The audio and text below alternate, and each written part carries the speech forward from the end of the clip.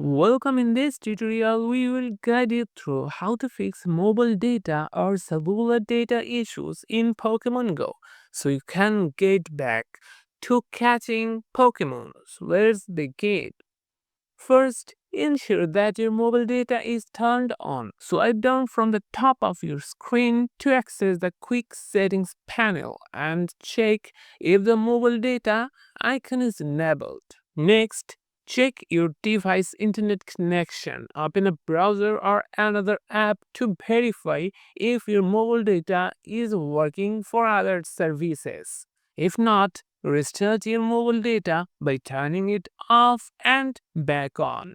Now, ensure that data users permissions are enabled for Pokemon Go. Go to settings, then apps, app management, find Pokemon Go game, then mobile data, and make sure both allow background data users and allow data users while roaming are turned on. If the issue persists, check if airplane mode is accidentally enabled.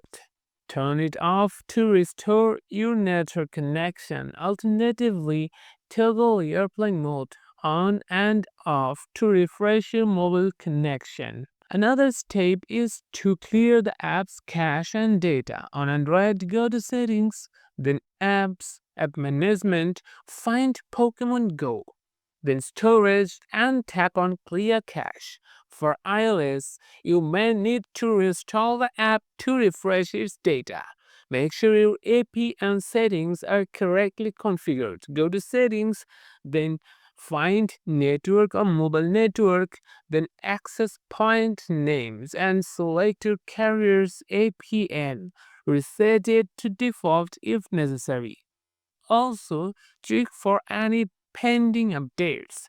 Go to your App Store or Google Play Store.